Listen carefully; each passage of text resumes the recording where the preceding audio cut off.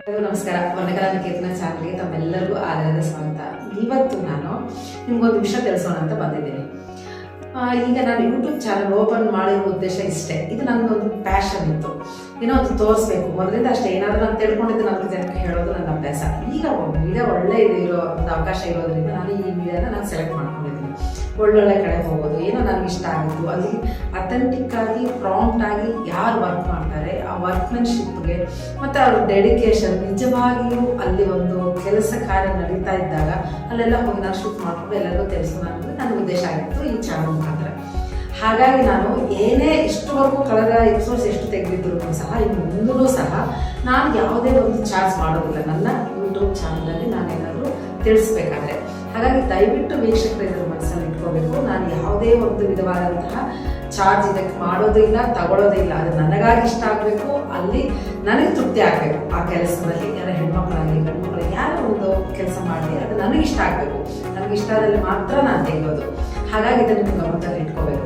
ಈಗ ನಾನು ನಿಮ್ಮ ಮುಂದೆ ಒಂದು ಮುಖ್ಯವಾಗಿ ಇಲ್ಲಿ ಬಂದಿರೋ ಕಾರಣ ಹೇಳ್ತೀನಿ. ಈಗ ನಾನು ಸೀರೆಗಳಲ್ಲಿ ಒಂದು ಸ್ವಲ್ಪ ರಿಸರ್ಚ್ ಮಾಡ್ತಾ, ಎಸ್ಪೆಷಲಿ ನಾನು ಈ ಹ್ಯಾಂಡ್ಲೂಮ್ಸ್ ಬಗ್ಗೆ ನಾನು ತುಂಬ ತಿಳ್ಕೊಳ್ಳೋಕ್ಕೆ ಪ್ರಯತ್ನ ಪಡ್ತಾ ಇದ್ದೆ. ಮುಖ್ಯವಾಗಿ ನಾನು ಈ ಕರ್ನಾಟಕದಲ್ಲಿ ಮಾಡ್ತಾ ಇದ್ದಾಗ ಕಲ್ಲೂರು ಆಯಿತು, ಎಲ್ಲ ಕಡೆನೂ ಹೋಗಿ ಬರ್ತಾ ಇದ್ದೀನಿ ಅಂತ ತಿಳಿದಿರೋದು, ಕೊಡೆಯಾಲ ಎಲ್ಲ ಹೋಗ್ಬರ್ತಿದ್ದೀನಿ.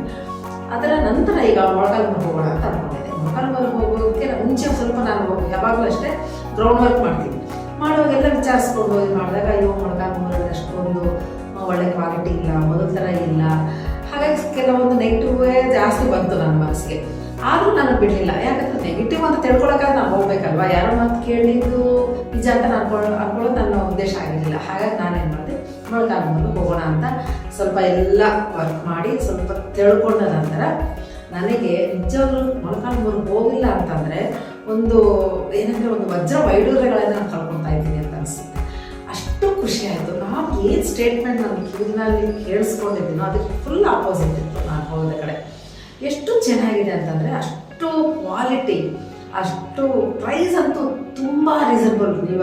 ನಾನು ಇಲ್ಲಿ ಹೇಳೋದಿಲ್ಲ ಪ್ರೈಸಸ್ ಕೆಲವೊಂದು, ಆದರೆ ಅದಕ್ಕೂ ನೀವು ಇಲ್ಲೇನಾದರೂ ಅದೇ ಸೀರೆ ಪರ್ಚೇಸ್ ಮಾಡೋದಕ್ಕೂ ಗಜಾಂತರ. ಇಲ್ಲಿ 100 ರೂಪಾಯಿ ಇದ್ದರೆ ಅಂದರೆ ಈ ಬೆಂಗಳೂರಲ್ಲಿ 100 ರೂಪಾಯಿ ಇಲ್ಲೇ, ಅಲ್ಲೇ ಒಂದು 10 ರೂಪಾಯಿ ಅಂದ್ಕೊಳ್ಳಿ. ಅಷ್ಟು ವೇರಿಯೇಷನ್ಸ್ ಇದೆ ಪ್ರೈಸ್ ಮಾತ್ರ. Quality, design, colour combination extraordinary, ಅಷ್ಟು ಚೆನ್ನಾಗಿತ್ತು. ಮತ್ತು ನಾನು ಇಂಥೆಲ್ಲ ಹುಡುಕಾಟದಲ್ಲಿ ನನಗೆ ಒಂದು ಅಮೂಲ್ಯವಾದ 2 ಮುತ್ತುಗಳು ಸಿಕ್ತು. ಎಷ್ಟು ಖುಷಿ ಆಯ್ತು ಅಂದರೆ, ಒಬ್ಬರು ಬಂದು ಮಲ್ಲಿಕಾರ್ಜುನ್ ಅವರು, ಇನ್ನೊಬ್ಬರು ಬಂದು ರಮೇಶ್ ವಾಜ್ರೆ ಅವರು. ರಮೇಶ್ ಅವ್ರ ಬಗ್ಗೆ ಒಂದಿಷ್ಟು ಚುಟುಕು ಹೇಳ್ತೀನಿ ನಾನು ಅದರ ಬಗ್ಗೆ. ರಮೇಶ್ ಅವರು ತುಂಬ ಒಂದು ಕಾಯಕವೇ ಕೈಲಾಸ ಅನ್ನೋ ಮನಸ್ಸು ಇದ್ದವರು. ತುಂಬ ಅವ್ರ ಸೀರೆ ಒಂದು ಏನಾದ್ರೆ ನೇಯ್ಗೆದ್ರು ಒಂದು ನೋಡಿದ್ರೆ ಅವರು ದೇವರ ಥರ ನೋಡ್ಕೊತಾರೆ. ಅಂಥ ಒಂದು ಭಯ ಭಕ್ತಿಯಿಂದ ಅವರು ತುಂಬ ಕಠಿಣ ಶ್ರಮದಿಂದ ಕೆಲಸ ಮಾಡ್ತಾರೆ.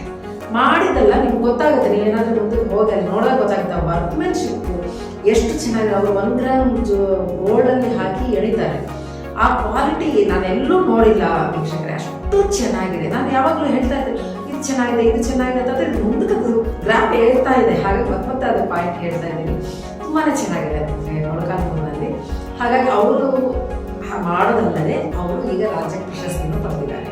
ಆ ಸೀರೆನೂ ನಿಮ್ಗೆ ತೋರಿಸ್ತಾ ಇದ್ದೀನಿ. ಎಷ್ಟು ಚೆನ್ನಾಗಿ ಅವ್ರು ಕ್ರಿಯೇಟ್, ಯಾಕಂದ್ರೆ ಭಾಳ ಕಷ್ಟ ಆ ಡಿಸೈನ್ಸ್ ಎಲ್ಲ ಎಳೆಯೋದು. ಆ ಇದರಲ್ಲಿ ಹ್ಯಾಂಡ್ಲೂಮಲ್ಲಿ ತುಂಬ ಚೆನ್ನಾಗಿದೆ. ಅವರು ಅಷ್ಟೇ ತುಂಬ ಅಥೆಂಟಿಕ್ ಆಗಿ. ಆಮೇಲೆ ಅದರ ಕೆಲಸ ರೇಟು ಅಷ್ಟೇ, ನಾನು ಏನೋ ಮಾಡಿದ್ದೀನಿ ಅಂತ ಹಿಂಗೋ ಏರಿ ಒಂದಿಷ್ಟು ಹೇಳೋದು ಆ ಥರ ಏನಿಲ್ಲ. ಅವ್ರ ಕಷ್ಟಕ್ಕೆ ತಕ್ಕ ಹಾಗೆ ಪ್ರೀತಿಯಿಂದ ಭಕ್ತಿಯಿಂದ ಅವರು ಆ ಕೆಲಸ ಮುಗಿಸ್ಕೊಂಡು ಬರ್ತಾ ಇದ್ದಾರೆ. ಅವ್ರನ್ನ ನಿಮಗೆ ಪರಿಚಯ ಮಾಡಿಸ್ತಾ ಇದ್ದೀನಿ. ನೆಕ್ಸ್ಟ್ ಇನ್ನೊಬ್ಬರು ರಮೇಶ್ ವಾಜ್ರೆ ಅವರು. ಆ ಮಹಾನುಭಾವರಿಗೆ ಪಾದಾಭಿವಂದನೆ ಮಾಡಿದ್ರೂ ಕಮ್ಮಿನೇ. ಅಷ್ಟು ಖುಷಿ ಆಗ್ತದೆ. ಯಾಕಂತಂದರೆ ನಾನು ಬರೀ ಕ್ವಾಲಿಟಿ ಎಳೆಯೋ ಅಂದರೆ ನೇಯತೆ ಅದರ ಬಗ್ಗೆ ನಾನು ಹೇಳ್ತಾ ಇಲ್ಲ. ಅವ್ರ ಅನುಭವ ಇದೆಯಲ್ಲ ಎಕ್ಸ್ಟ್ರಾರ್ಡಿನರಿ. ಅವ್ರು ಏನು ಮಾಡ್ತಿದ್ದಾರೆ, ಬರೀ ಅವ್ರ ಬಗ್ಗೆ ಹೇಳೋದಿಲ್ಲ. ಅವ್ರ ತಾತ ಅಂದರೆ ಪರಂಪರೆಯಿಂದ ಬಂದಂತಹ ಒಂದು ಗ್ರಾಫ್ ನೋಡ್ಕೊಂಡು ಬಂದಾಗ ಅವ್ರು ಮೈಸೂರು ಮಹಾರಾಜರ ಹತ್ರನೂ ಸನ್ಮಾನ ಮಾಡಿಸ್ಕೊಂಡಿದ್ದಾರೆ ಅವ್ರ ಮನೆತನ ಅವರು. ಮತ್ತು ಅವ್ರು ಬಹಳ ಒಂದು ಇದರ ಈ ಏನಂದರೆ ಡಿಸೈನ್ಸ್ ಮೇಲೆ ಬಹಳ ಕಾನ್ಸಂಟ್ರೇಟ್ ಮಾಡಿದ್ದಾರೆ. ಅದೆಲ್ಲ ನಾನು ಎಪಿಸೋಡಲ್ಲಿ ತೋರಿಸಿ ಈಗ ಹೇಳಿದ್ರೆ ನಿಮಗೆ ಕ್ಲಿಯರಿಸಿಟಿ ಹೋಗುತ್ತೆ. ತುಂಬಾನೇ ಚೆನ್ನಾಗಿ ಒಂದೊಂದು ಮೋಟಿವ್ಸ್ ಒಂದೊಂದು ಅರ್ಥ ಹೇಳ್ತಾರೆ. ಈ ಥರ ಅದು ಮೂಡಿ ಬಂದಿದೆ ಅಂತ, ಮೊಳಕಾಲು ಮೂರು ಅನ್ನೋದು ಏನಕ್ಕೆ ಬಂದಿದೆ, ಆ ಮೋಟಿವ್ಸ್ ಹೆಂಗೆ ಬಂತು, ಎಲ್ಲಿಂದ ಬಂತು, ಹೇಗೆ ಅವ್ರು ಕ್ರಿಯೇಟ್ ಮಾಡಿದ್ರು, ಇವೆಲ್ಲ ಕೇಳ್ತಾ ಇದ್ರೆ ನಮ್ಮ ಕನ್ನಡದ ಬಗ್ಗೆ ನನಗಂತೂ ಬಹಳ ಖುಷಿ ಆಯಿತು. ರಮೇಶ್ ಅವರು ಏನು ಮಾಡ್ತಾರೆ, ರಾಜ್ಯ ಪ್ರಶಸ್ತಿ ಎಲ್ಲ ನ್ಯಾಷನಲ್ ಅವಾರ್ಡ್ ಬಂದಿದೆ ನನಗೆ. ಅವ್ರು ಎಂತೆಂಥವ್ರಿಗೆ ಸೀರೆಗಳು ಕೊಟ್ಟಿದ್ದಾರೆ ಅಂದರೆ ನೀವು ಈಗಲೇ ಹೇಳಿದ್ರೆ ಕ್ಯೂರಿಯಾಸಿಟಿ ಹೋಗ್ಬಿಡುತ್ತೆ. ಕೆಲವರು ಮಾತ್ರ ಹೇಳೋದಕ್ಕೆ ಇಷ್ಟಪಡ್ತೀನಿ. ನಮ್ಮ ಕರ್ನಾಟಕದ ಹೆಮ್ಮೆಯ ಹೇಳೋದು ಬೇಡ, ಅದು ಡ್ಯಾಶ್ ಡ್ಯಾಶ್ ಡ್ಯಾಶ್ ಇರ್ತೀನಿ, ಅದು ಸಸ್ಪೆನ್ಸಲ್ಲೇ ಇರ್ತೀನಿ. ನನಗಂತೂ ಕೇಳಿದ ತಕ್ಷಣ ಒಂಥರ ಖುಷಿ ಆಗೋದು, ಎಲ್ಲ ಒಂಥರ ಕೂದಲೆಲ್ಲ ಹಿಂಗೆ ಗೂಸ್ಬಂತು ಬಂತು, ಅಷ್ಟು ಚೆಂದ ಇತ್ತು. ನನಗಂತೂ ಬಹಳ ಖುಷಿ ಆಯಿತು, ಒಳ್ಳೆಯ ಒಂದು ಕರೆಗೆ ಸೇರಿದಂತೆ. ಒಂದು ಚುಟ್ಕಾಗಿ ಹೇಳೋದಂದರೆ ವೈಜಯಂತಿ ಮಾಲಾ ಅವರು, ಜಯಮಾಧುರಿ, ಶುಭ ಮುದ್ಗಲ್, ಫೇಮಸ್ ಗಜಲ್ ಹಾಡುಗಾರಿಕೆ ಅವರು ಹುಟ್ಟಿರೋ ಸೀರೆಗಳು ನೀವು ಎಷ್ಟೋ ನೋಡಿರ್ತೀರ, ಅದು ನಮ್ಮ ಒಳಗಾಗ ಅಂತ ಗೊತ್ತಾಗೋದಿಲ್ಲ. ಅಷ್ಟು ಕ್ವಾಲಿಟಿ ಇದೆ, ಡಿಸೈನ್ಸ್ ಇದೆ, ಅಥೆಂಟಿಕ್ ಇದೆ, ಅಕ್ಷರದಿಂದ ಬಹಳ ಚೆನ್ನಾಗಿದೆ.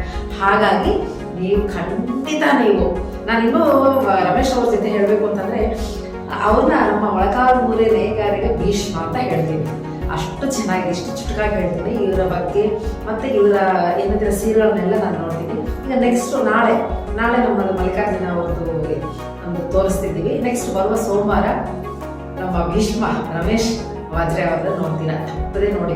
ಈ ಎಪಿಸೋಡ್ ಅಂತ ಮಿಸ್ ಮಾಡಬೇಡಿ, ತುಂಬಾ ಚೆನ್ನಾಗಿದೆ ನಮ್ಮ ಮೊಳಕಾಲು ಮೂರು ಸೀರೆ, ನಮ್ಮ ಕರ್ನಾಟಕದ ಹೆಮ್ಮೆ ಅಂತ ನಾನು ಹೇಳ್ತೀನಿ. ಇಷ್ಟು ಹೇಳಕ್ಕೆ ಇಷ್ಟಪಡ್ತೀನಿ, ನಿಮ್ಮ ಜೊತೆ ಹಂಚ್ಕೋಬೇಕು. ಯಾಕಂದರೆ ಅದರಲ್ಲಿ ಹೇಳಿದ್ರೆ ತುಂಬ ಲೆಂತಿ ಆಗುತ್ತೆ. ಹಾಗಾಗಿ ನೀವು ಯಾರು ನೋಡೋದಿಲ್ಲಲ್ಲ, ಹಾಗಾಗಿ ಮೊದಲೇ ಒಂಚೂರು ಹೇಳೋಣ, ನಿಮ್ಮ ಮುಂದೆ ಪರಿಚಯ ಮಾಡಿಸ್ಕೊಳ್ಳೋಣ. ನಾನು ಈ ಥರ ಹೇಳಿಕ್ಕೆ ಒಂದು ಸ್ವಲ್ಪ ನನ್ನ ಮನಸ್ಸಿಗೆ ಹಾಗರ ಆಗುತ್ತೆ. ಹಾಗಾಗಿ ಎಲ್ಲರಿಗೂ ನಮಸ್ಕಾರ, ತಪ್ಪದೆ ವೀಕ್ಷಿಸಿ. ನಮಸ್ಕಾರ.